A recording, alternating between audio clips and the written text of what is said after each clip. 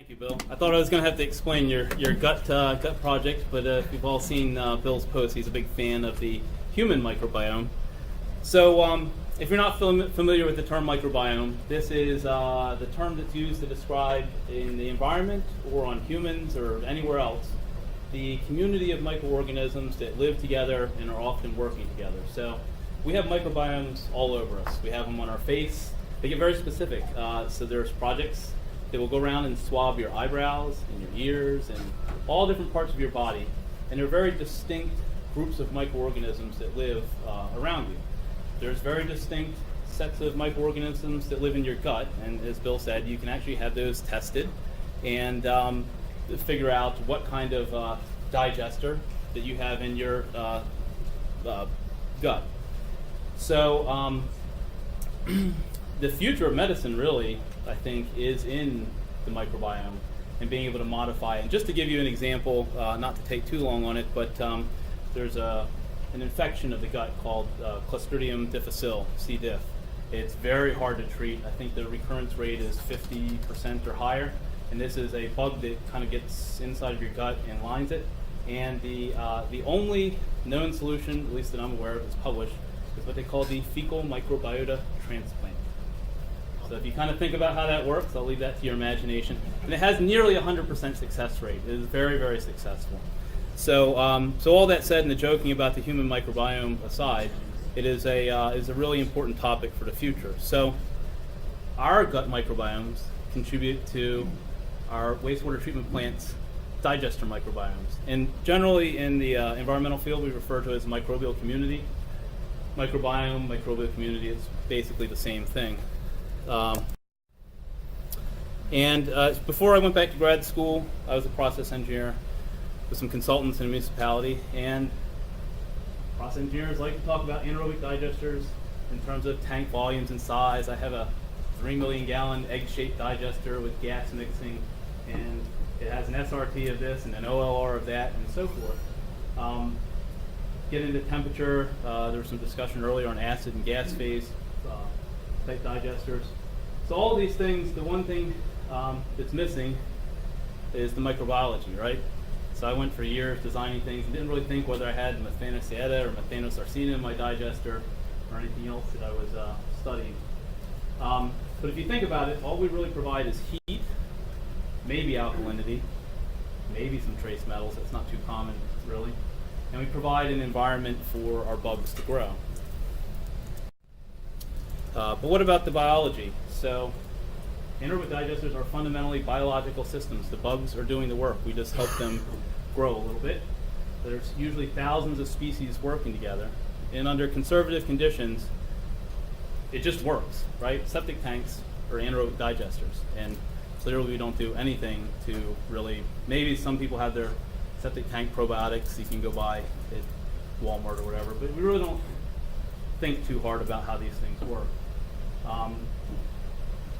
It's pretty common now to feed a digester at say 6% solids, you get 3% out, and at that relatively low loading rate, it also just works. But if you think about, say, Washington, D.C., 1 million people, so that's maybe 250,000 families. If you had to have a 250,000 1,000 gallon septic tanks, that would be an awfully huge digester, right? So we want to intensify the digestion now, so clearly we use what we call conventional digesters, and we've come down from, or come up from the rate of anaerobic, septic tanks. But we're still pushing the limits. There's a convention in about a month, a little less than a month, called Intensification of Resource Recovery, IRR, whatever. And again, this is the industry trend to try to intensify the rate of treatment into smaller, generally smaller volumes. So pushing these limits demands an understanding of exactly how it's working. We can't just have this septic tank sitting here just doing its thing. Also interpreting the biological signals. So if we're going to intensify what we're doing, we need to be able to read the signs.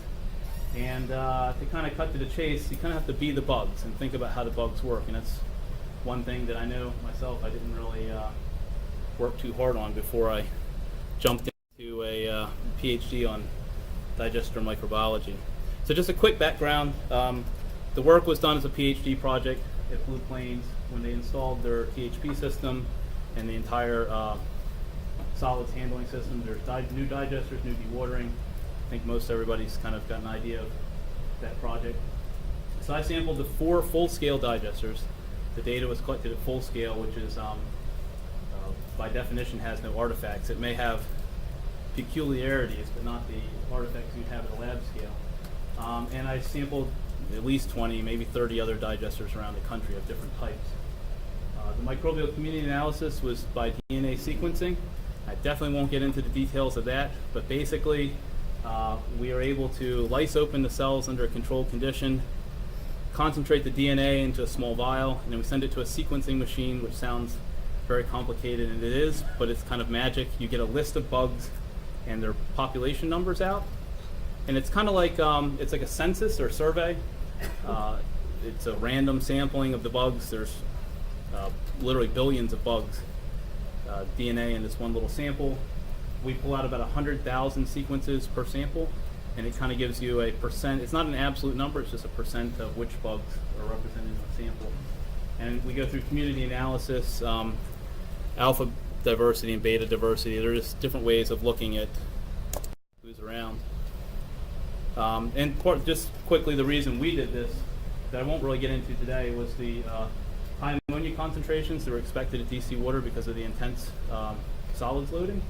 The suspected ammonia inhibition of acetoclastic methanogenesis, but I completely agree with Bill that some of the common understandings of what can be operated and what high ammonia is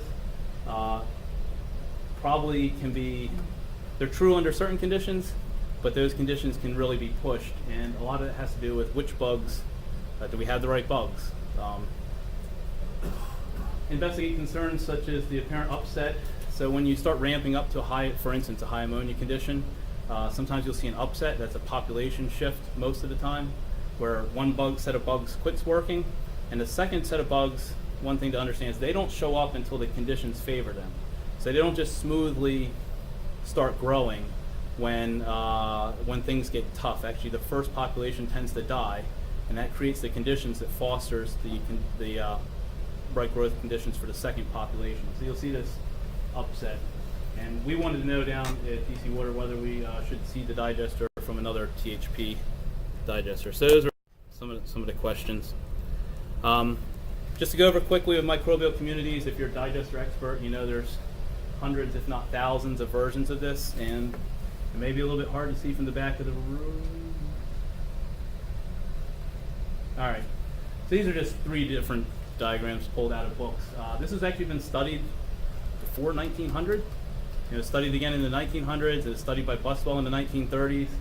McCarty in the 1960s made these pretty little pictures.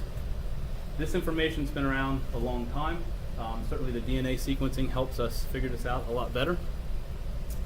But if you want to think about, this as proteins, carbohydrates, and fats, this is kind of how things are broken down in a digester. Other people call these complex, actually the same person calls this a complex waste, right? And if you're not a digester expert, this probably looks like a bunch of mumbo jumbo or a bunch of scribble. In fact, it is. It's handwritten scribbles.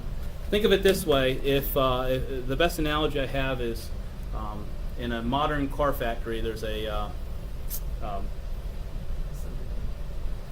assembly line. Yeah. Sorry, I'm a little jet lagged. I apologize. You have an assembly line, right?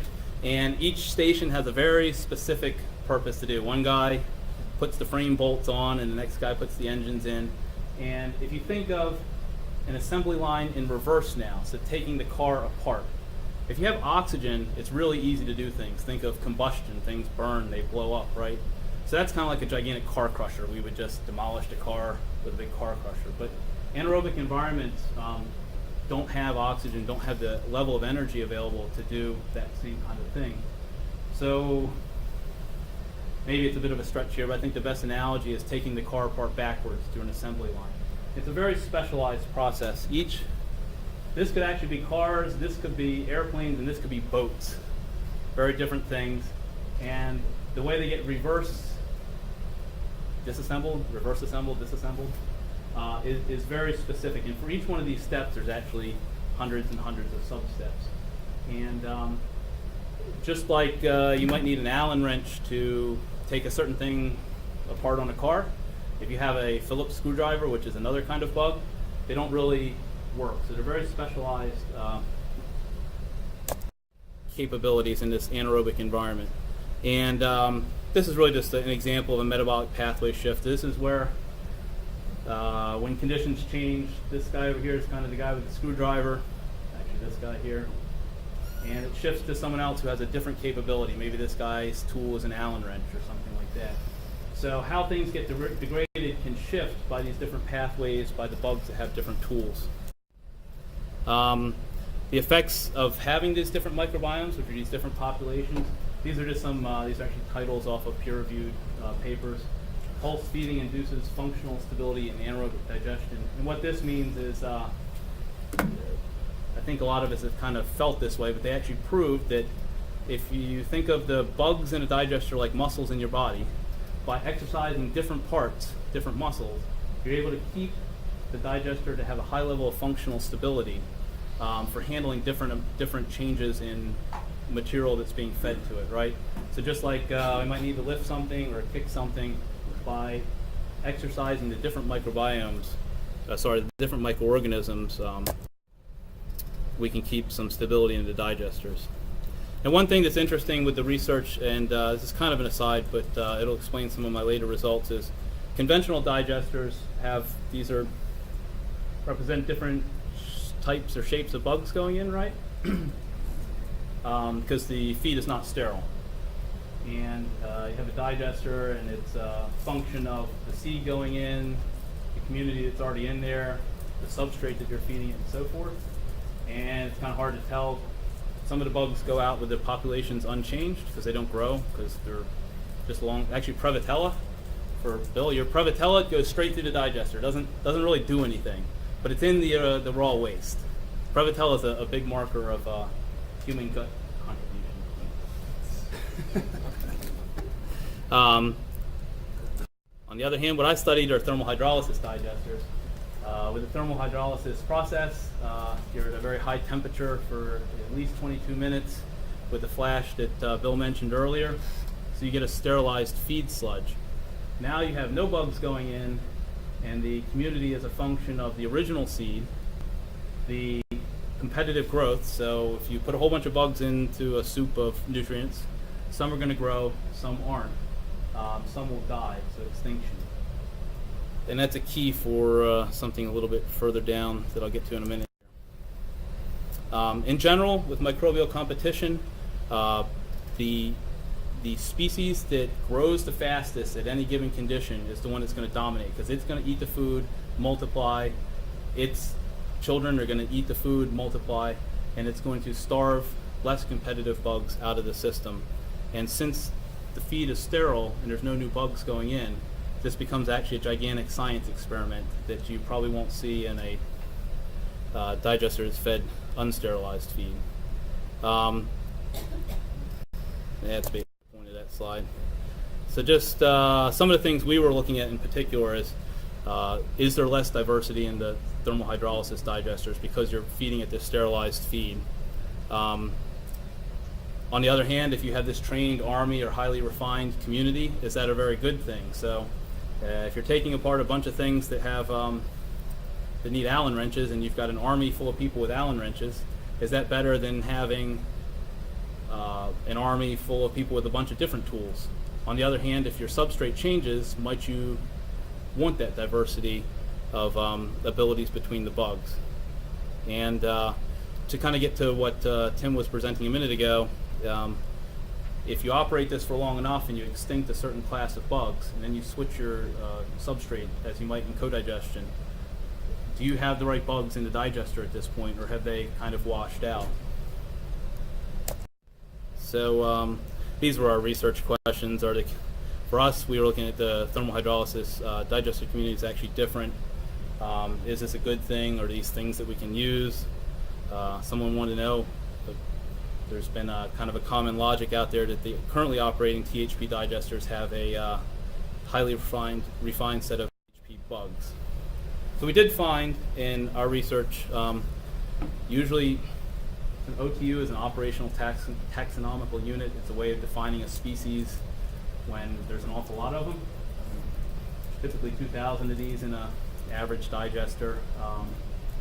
And we get about half as many in THP digesters. So that was one take-home message of our original research project. And this is the refinement of that community by the sterilized feed, and then you're operating this basically gigantic natural selection process or tank.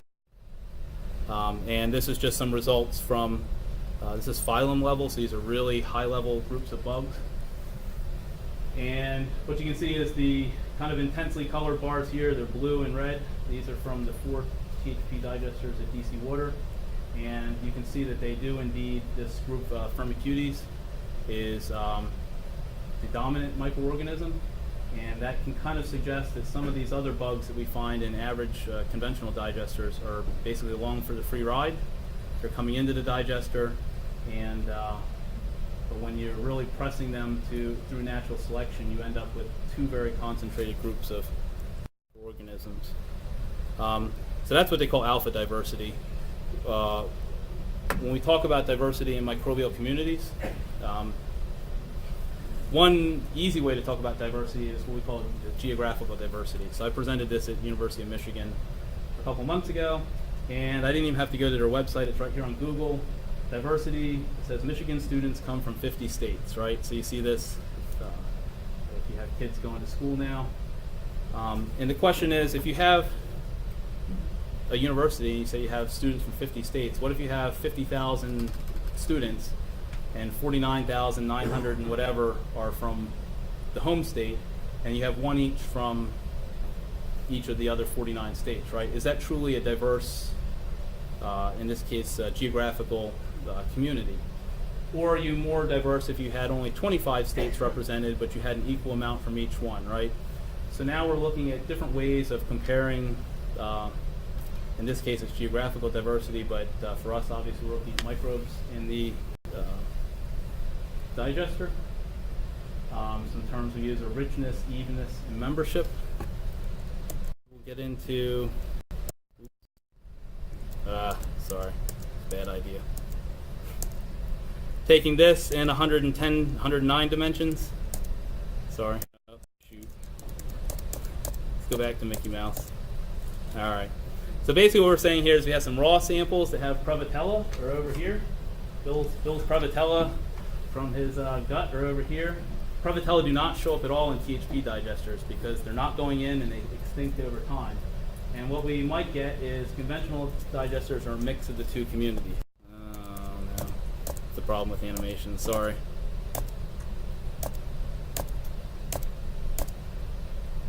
Alright, and these are actually, there are, to answer the question, there are some very specific THP bugs. So these red bugs have pushed as far in the corner of this map as far as possible because they are so distinct from these other type of samples. They've actually, in the stretching of the globe, if you will, they've actually stretched past their own samples.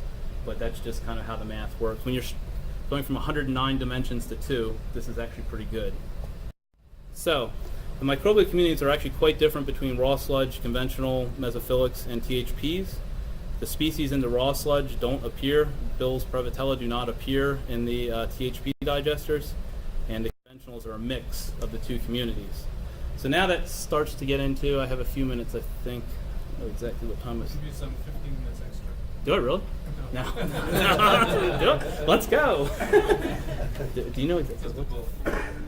Well, I think it's, according to that, it's time for the finish. But so the question is, with the mixed community of a conventional digester, are all those bugs that are in there that are riding along with the raw sludge, are they in the way or taking up room in the digester? Are they helping? These are actually, they're questions. We really haven't completely answered these at this point, but to get to the original point, Bill asked me to present some of the research in general that we're doing, and this is sort of the science side of digesters.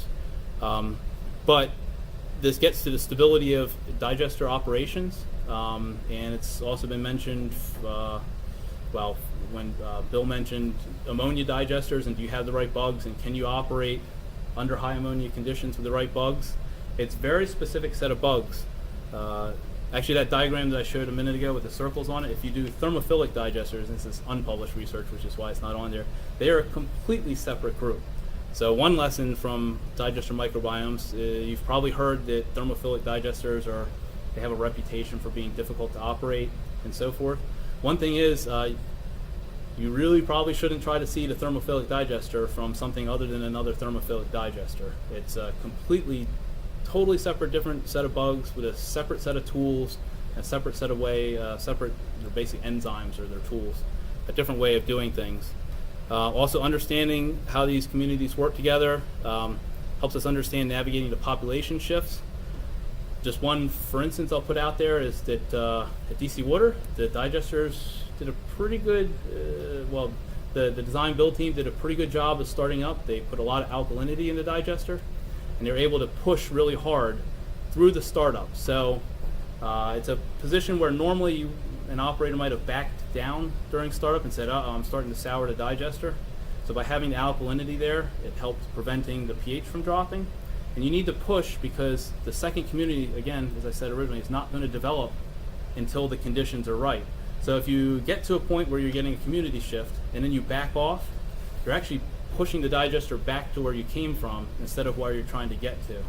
So that's kind of one of the hot topics in digester land discussions, is how hard to push digesters to get them started. And this gets into co-digestion and whether you have the right bugs there and should you add some bugs before you get started. I think one of the lessons, we never brought seed over for the starting of the DC Water digesters, but if we brought ammonia acclimated seed over from Europe at the very beginning when the digester concentration was low, the question is, do those bugs die because there's not a lot of ammonia in the digester? If it were me and someone wanted to do this kind of startup, I would suggest bringing in the ammonia tolerant bugs later in the startup when the conditions match where they came from, right?